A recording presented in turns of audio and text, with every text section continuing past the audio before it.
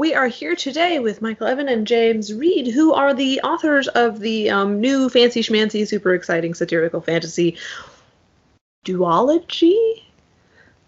Yes. Duology. Duology. Yeah. Words are a thing. What is it? The Alehouse Wars? The Alehouse Wars and the Alehouse Rebellion. Yeah, but does the whole collection have like a title, or is it just the Alehouse Wars duology? Well, I originally had imagined it as the Alehouse Saga. The Alehouse Saga. Saga's nice. Yeah, although I think on Amazon it's actually just listed as the Alehouse Wars. We might just add a change so that it says Alehouse Saga for when the next one comes out. Yeah. That'll work. Yeah. All right. So now for the fun bit, you get to tell us about the book. Whoever wants to start. All right. Well, I mean, it's Michael's story. I just helped him write it. So, Michael, why don't you take it away? Yeah. So, the Alehouse Wars is a satirical fantasy about a group of harbor seals that are fighting a war, literally, with a group of walruses headed up by a pretty stereotypical gangster big boss walrus over a beer monopoly that is actually run by a great white shark that caters to the seal population because they love to drink beer. So more or less, yes, it's that absurd. Yes. It's pretty crazy. So more or less, the walruses want what the seals already have, and they'll stop at nothing to get it. But at the same time, there's a lot more going on because it's also a coming-of-age story for one of the main characters, JM, who's actually the son of the patriarch of the family, who is Matthias. And so it kind of deals with, there's father-son stuff, there's a romantic subplot, believe it or not, even though it seals. And it's so it doesn't get too romantic, but it's romantic enough to cater to people that like this sort of little bit of romance in their epic fantasy, because there is a love interest also for JM. So not to spoil anything, but that's in a nutshell, that's what it's about. Yep. Seals, walruses, beer, etc. Yeah. It was a crazy write. I've never written anything quite like what I contributed to the story. Well, I mean, to be fair, I haven't read all that many books that have,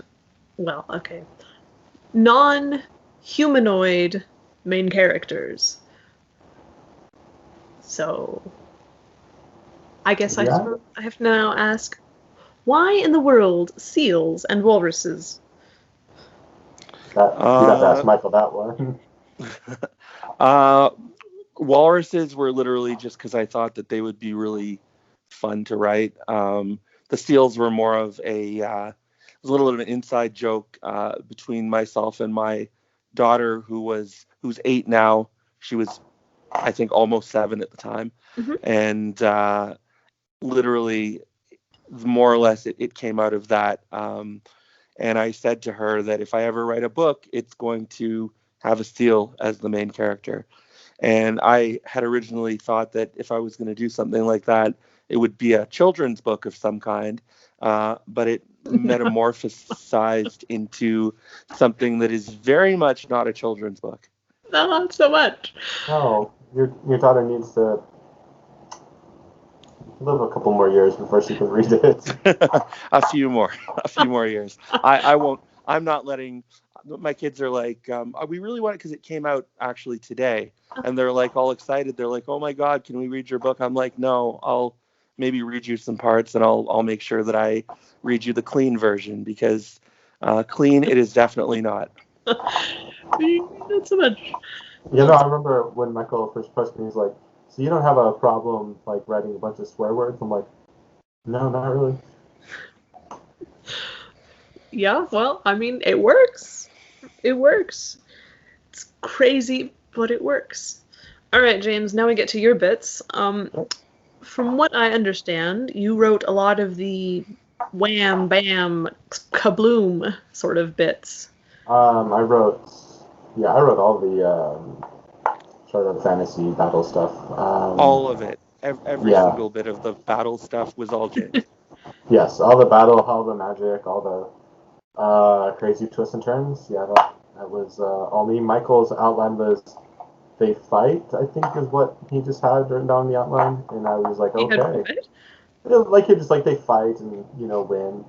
I'm like, okay, yeah, let's do something with this.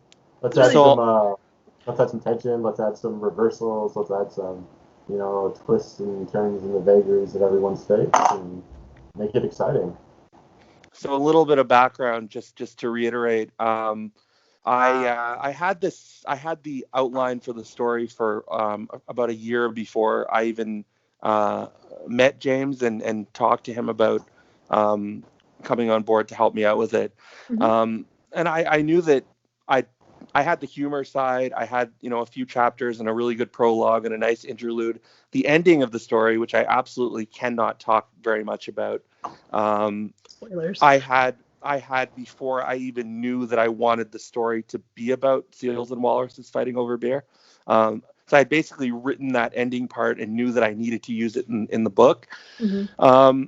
But because I read a lot of fantasy and especially military fantasy, and I saw how beautifully choreographed all those scenes were, I knew that I had reached a standstill. And I'm like, I knew, like, you're supposed to know your strengths, or at least try to know your strengths. Mm-hmm. And I knew that choreographing magic and battles and military tactics and stuff like that was definitely not something that I would, if left to me to do, these books would have never seen the light of day. And having obviously read one of James's books, I've read a few of them now, but at the time I had read one, and been blown away by his fight scenes and military stuff. He was naturally the first and only person I went to help me with this. Sure. Well, it makes sense, having now read the book in question. I just finished that like 2 days ago, by the way. Oh, nice. Yes, no, I definitely understand the need for expertise when it comes to choreographing people blowing stuff up, because it's not a normal thing to think about. Yeah, walruses and seals fencing with ice swords, and it's a lot of crazy stuff happening in this book. It's Yeah. It was a fun ride. I remember Yeah. when I first saw the outline, I was like, holy ass, what did I just agree to? This is insane. I'm like, okay. But then I started writing it, and I really got into it. And I really had a blast writing it. It was really fun. It's on the campy side, it's satirical, it's a bit tongue in cheek, and yeah, it's different from the serious or the stuff I normally write. Yeah. Well, I have to say, for being a satirical fantasy, this one really goes the extra mile in terms of the comedy and the satire and the turning normal fantasy tropes on their head, because, why not? Any particular reason why? That's all Michael. Like he did all the satirical stuff. I wrote like the straight fantasy and let him, modify it how he saw it. Actually, I'll say this. What I was actually, for the first book, that the whole, I mean, I'm a huge fan of Pratchett and Douglas Adams, and obviously even some of the newer or less popular satirical fantasy writers like Tom Holt and Robert Rankin. I knew that if I was ever going to do something like this, it would have to have that kind of edge to it. I did want. I'm also a sappy romantic, so I knew that if I wasn't going to go that direction necessarily, and this is minor spoiler. So if you don't want to listen to a spoiler, turn it down for a second. I knew that there would have to be a big romantic subplot in the story that would make it, that would give it heart. I wanted it to have a lot of heart, despite the fact that it was also satirical and irreverent. So that was kind of my impetus for the first book. The second book, I wanted to take up to 11, like Spinal Tap style 11. Take everything that we did in the first book and just make it bigger and make it crazier and make it, more fourth wall breaking, but at the same time, retaining and maybe even improving on the heart that the first book had. Because there is some pretty apocalyptic stuff happening in and around the series that you will find out about when you read it. And I wanted to resolve a lot of that, which is why I approached James about doing Alehouse Rebellion very shortly afterwards. But James really came through with a lot of new things in the second book. I noticed that he really experimented a lot more with humor and killed it. Added a couple of characters, one character that was not in my outline, and that character ended up being probably the best part of the second book. Oh, now I want to know which character wasn't originally in the outline, but I also know you can't really tell me because, spoilers. No, it's that. I mean, the book's coming out. It's not a spoiler who the character is or who came up with the character. So James, you can take this one. Boy, I'm blanking on who I've been. Oh, I'm sorry, man. I write a lot. I remember writing it. I know there's a lot of. I know I went off your outline there for a while and was kind of doing my own thing. I kind of felt like you would trust me to do that. Boy, I'm blanking on who this character is. I'm sorry. No, it's the AI. Oh, right. Yes. Yeah, the chipper AI. I had a lot of fun with the AI. I will admit that. That AI was a lot of fun to write. Yeah, so that was that wasn't in the outline, right? Yeah.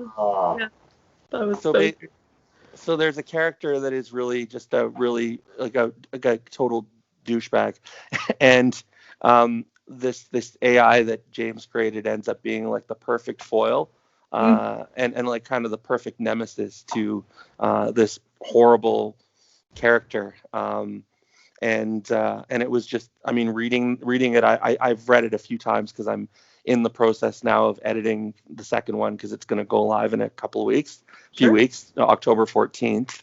Mark your calendars. And every time I read the second book, I'm hysterical. Like, it's my own concepts but some of James's concepts as well. And the whole thing is just, I'm laughing, and I've read it multiple times. So I hope that, people get that out of both books. But the second one is really, really funny. Yeah.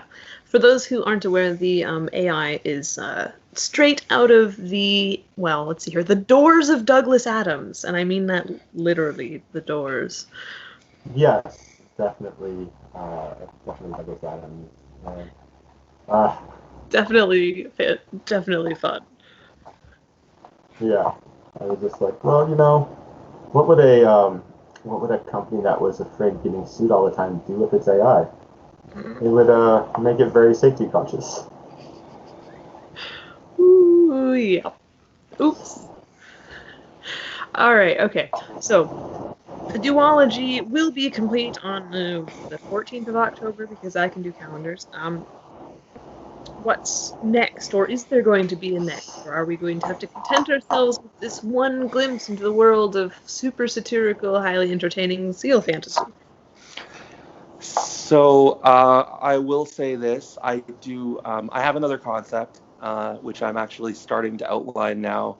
I did approach James about it, and he agreed to look at the outline. Obviously, I mean, he's got to like it and be willing to write it.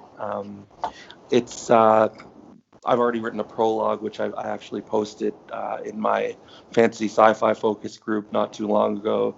And the concept is basically it's somewhat of a COVID story about it's got some analogies to Las Vegas. It takes place in a unnamed sort of fictional Mojave Desert, and it basically is about a couple of desert snakes that are tired of not being able to find any cider because there's a plague that's been infesting all the cactuses that make cider.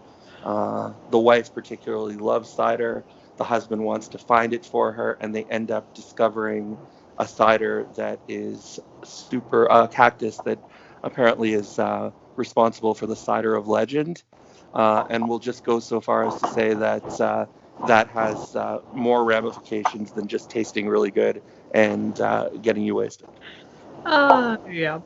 Okay. Now, I don't know a whole lot about drinking, but aren't liquors made from cacti, specifically like agave, a little bit stronger than your average cider?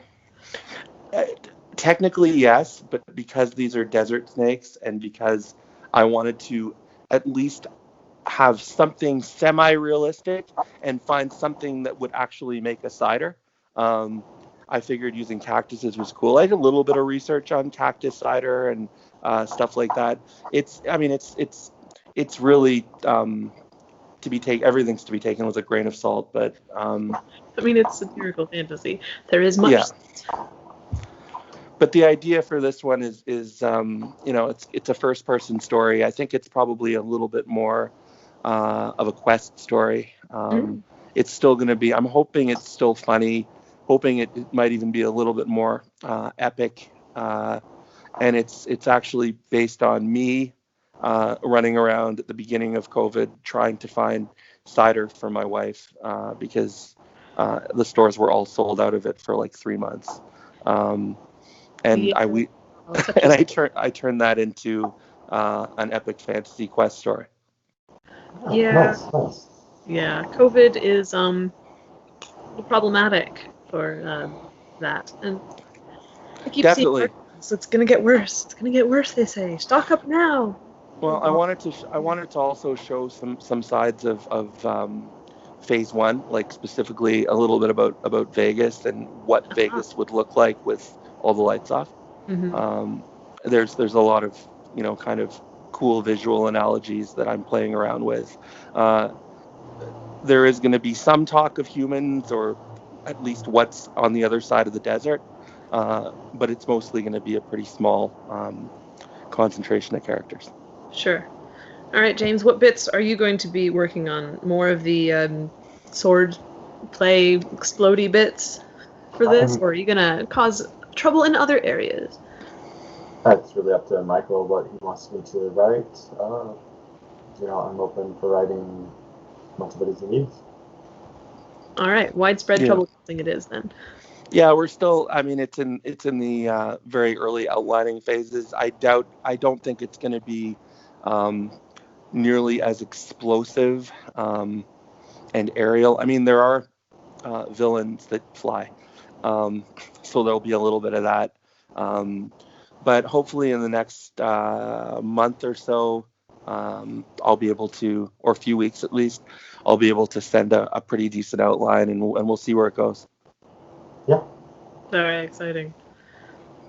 Very exciting. There's a whole genre of books out there for SEALs, but of course these are the American Navy SEALs, so you've got your marketing overlap problem there.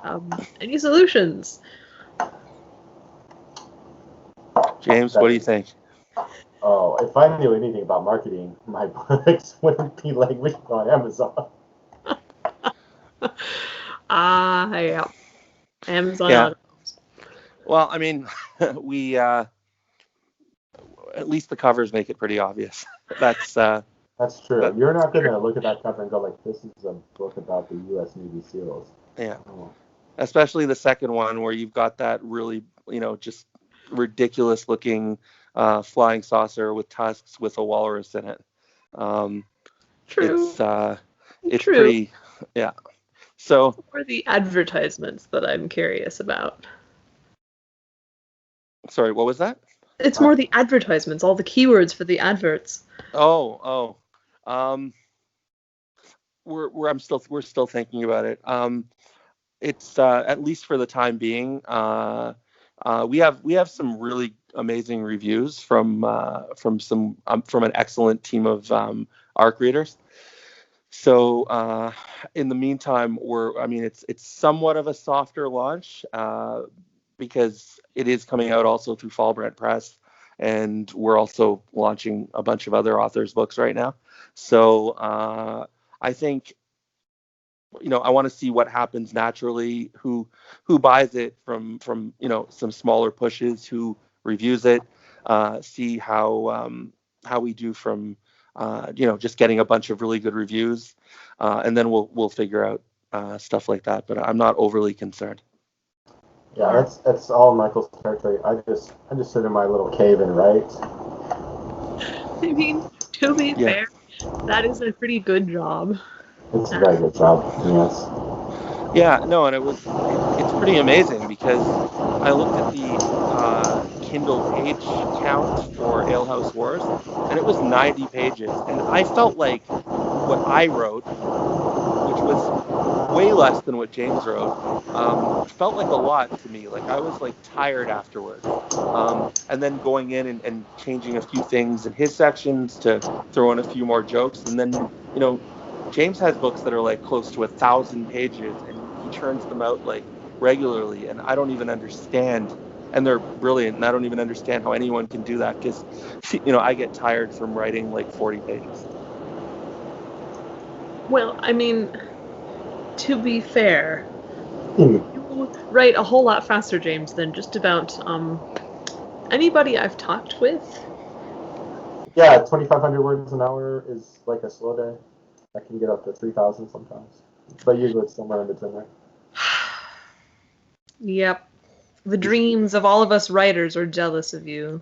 You should see how much I have to fix. It's really a lot of spelling errors and helper words that sometimes get forgotten. Yeah. So its editing it's not a clean manuscript that comes out with that fast typing. But it gets my thoughts down. Yeah, that works pretty well, I guess. There's a couple things I need an outline to follow to get that fast. Yeah, I can understand completely. All right, well, since this is the interview about the duology and not individual books and or plans for Falbrant Press for the future, I should probably go and say, is there anything else you'd like to add about these books that are out/coming out? Because I can do calendars. Well, we've got the first, like I said, the first book, Alehouse Wars, is out today. It is now available in, I think, in all markets and on ebook and paperback. Right. And the second one will be as well, and everything else is, for another time. But I like to announce things quickly, and I like to move pretty fast, and James is a super fast writer, and we try to work pretty quickly to keep it going. So I'd imagine probably by November, probably mid to late November, there'll be some kind of announcement on what we've got coming out next that's a little bit more significant than just Snakes in the Desert with Cactus Cider. Yeah, right. Yeah, I'm intrigued to read this outline and see what craziness I got to write. Yeah, I'm intrigued to write it. So this will be highly entertaining. All right. Seals, walruses, explosions, snakes, cider, beer, etc. All of the fun satirical stuff. It has been absolutely great talking with you. I will be sure to link all of the, important things in the description box because clickable links are useful. Definitely. Yeah. So is there anything else you'd like to add about taking over the world or whatnot? Well, it's a long process. You got to go at it slow. You can't rush it. You don't want to half-ass taking over the world. I mean, got to do it right. Cross our I's, dot our T's. I feel like you wouldn't, exceed expectations if you did it half-assed. To be fair, the current state of things is probably okay with that. I'd say with these books, I'd say to take over the world, you probably don't want to be drunk, and with these books, that could be a bit of a problem. Oh yeah, okay. I actually think I'm way funnier on the page than in person. So I hope that wasn't a massive gong, but I tried. Welcome to the life of a writer. There's this thing. It's like face-to-face communication. It's really hard. It's weird. We don't normally do it. Yeah, no, totally. Writing is a different part of your brain than speaking. Try writing by using a dragon or something, and you gotta actually narrate. It is It is so hard. Not to mention, dictation software hates language. Yeah. So you gotta. It's like a completely different way of thinking, and It's much harder. yeah. Much harder. Anyways, have a great, fantastic day. All right. Well, it was fun. Thanks for having us. Yeah, thanks a lot. I always love talking to you about books, so very cool. Thanks for having us on.